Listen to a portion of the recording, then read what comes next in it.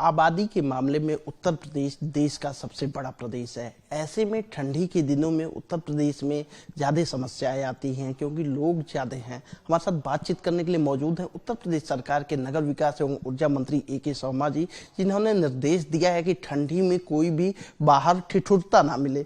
सब ठंडी में यूपी में ज़्यादा चुनौती होती है क्योंकि आबादी ज़्यादा है, लोग ज़्यादा हैं। तो क्या क्या आपने निर्देश दिया है ताकि लोगों को ठंड ना लगे? कई बार ऐसा देखने को मिला है कि ठंडी के सीजन में निराश्रित लोगों को बाहर सोना पड़ता है।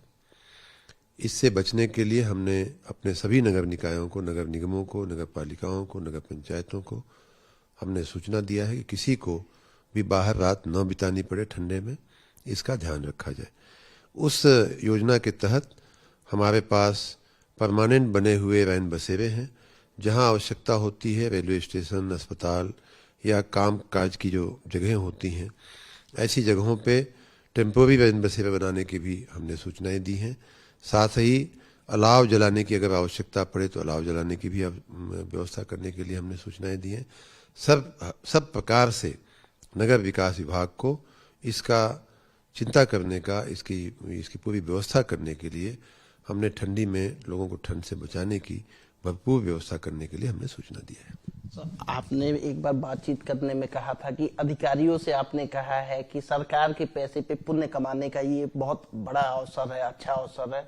ऐसे में ठंडी को लेके आप भी जगह जगह औचक निरीक्षण कर रहे हैं, और क्या ऐसे प्रावधान होने चाहिए ताकि लोग जो है वो बच सके, ठंडी उनको ना लगे?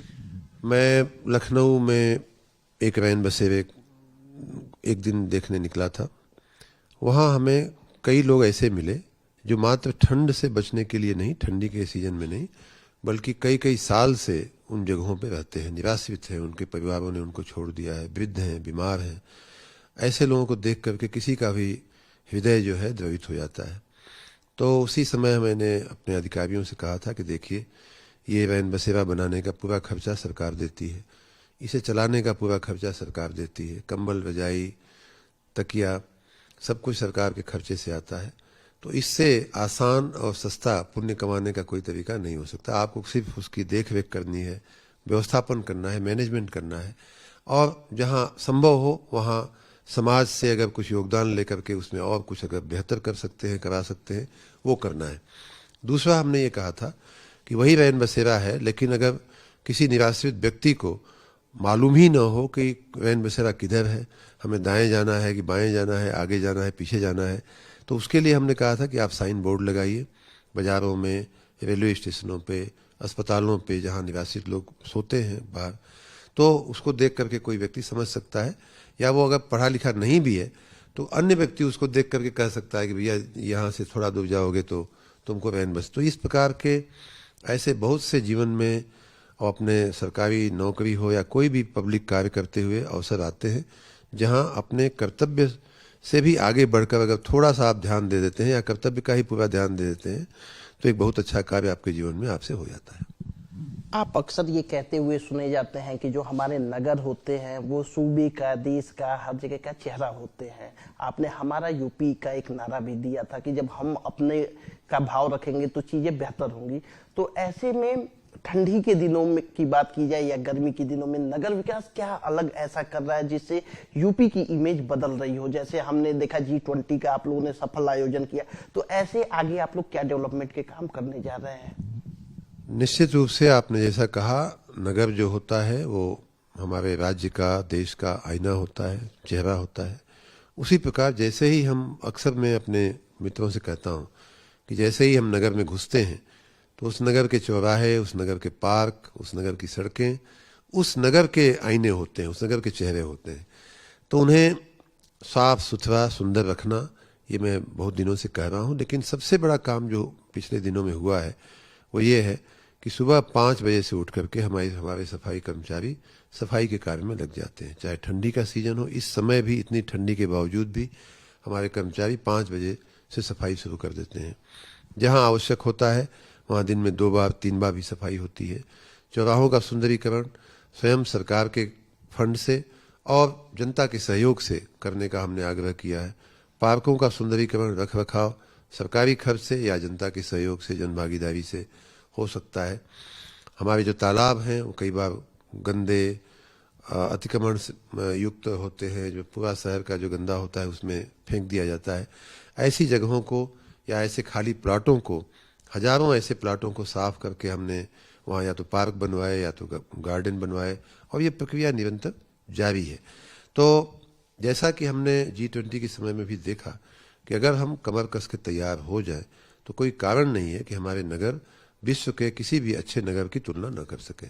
और उन्हीं दिनों इसीलिए हमने वैश्विक नगर का एक नारा भी दिया था, और उस दिशा में काफ़ी कुछ काम हुआ है और अभी भी निरंतर वो काम जारी है। कोविड में आपने बनारस में कैंप करके बहुत ही सराहनीय काम किया था। हम सब ने देखा था कि आपने पूरी जिम्मेदारी संभाल ली थी पूर्वांचल की। एक ऐसा एरा आ रहा है कि कोविड से पॉजिटिव कुछ लोग फिर पाए जा रहे हैं, तो ऐसे में क्या आप तैयारी कर रहे हैं कि अगर ऐसा कुछ फिर होता है तो क्या आप लोगों की तैयारियां रहेंगी? मैं ईश्वर से प्रार्थना करूंगा कि ऐसी परिस्थितियां न आवें, लेकिन हमें तैयार तो रहना ही है। जो भी इस समय जो इनपुट्स आ रही हैं उनको देखते हुए हमें पूरी तैयारी करनी चाहिए। उन दिनों हमने 2-3 बातें अपने इर्द गिर्द के लोगों से कहा था। पहली बात तो ये कहा था कि वो कोरोना काल ऐसा था कि जिसमें हर अस्पताल में क्या गैप है, क्या कमी है, वो हमारे ध्यान में आया था, क्योंकि हम लोग एक एक अस्पताल पर नज़र रख रहे थे। तो क्या गैप है, उस गैप को डॉक्यूमेंट करने का हमने कहा था, और उसके तहत फिर उस पर कार्रवाई करने का भी हमने कहा। तो वो मैं मानता हूँ कि काफ़ी उस दिशा में काम हुआ है। दूसरा कि उन दिनों हमने कुछ नई व्यवस्थाएं भी खड़ी की थी। कहीं ऑक्सीजन प्लांट की आवश्यकता थी, ऑक्सीजन प्लांट लगवाए गए थे।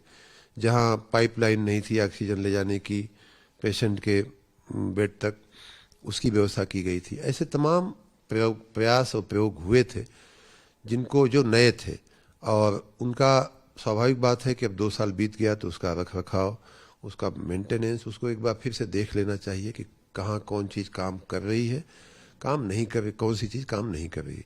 ईश्वर करे उसकी आवश्यकता न पड़े, लेकिन पड़ जाए तो हमें तैयार रहना पड़ेगा। साथ ही जो लोगों को थोड़ा गाइड करने का भी काम हमें शुरुआत से ही करना चाहिए, क्योंकि कई बार ये देखा गया है कि ऐसी परिस्थितियां जब आती हैं तो लोग इतना घबरा जाते हैं, पैनिक हो जाते हैं कि जिसको अस्पताल में आने की नहीं आवश्यकता है, घर पे रह के भी एक प्रॉपर केयर के अंदर रह करके भी उसका उपचार हो सकता है या वो खुद का उपचार कर सकता है, ऐसे लोग भी अस्पताल में आने के लिए दौड़ते हैं, जिससे अस्पतालों पे प्रेशर बढ़ता है। तो ये इन्वायरमेंट या उनको गाइडेंस पहले से हमें देना पड़ेगा। क्या दवाएं वो ले सकते हैं, क्या किस तरह से अपनी देखभाल स्वयं कर सकते हैं, या स्थानीय डॉक्टर, स्थानीय लोग उसका कैसे देखभाल कर सकते हैं। हमारी जो मेडिकल कम्युनिटी है उसको अभी से सक्रिय करना होगा। IMA के लोग हैं या पीडियाट्रिक एसोसिएशन के लोग हैं, इन लोगों ने बनारस के, मेरे खुद का अनुभव है कि बहुत मदद किया था सरकार की। इन्होंने अपना स्वयं का अस्पताल चलाते हुए भी सरकार की इन्होंने बहुत बड़ी मदद की थी। जिन घरों में कोई देखभाल करने वाला व्यक्ति नहीं था, एक व्यक्ति है जो बीमार पड़ा हुआ है, ऐसे बहुत से कार्य ऐसे हुए थे या हो सकते हैं जिनका IMA के लोग मिलकर के उनको मदद कर सकते हैं।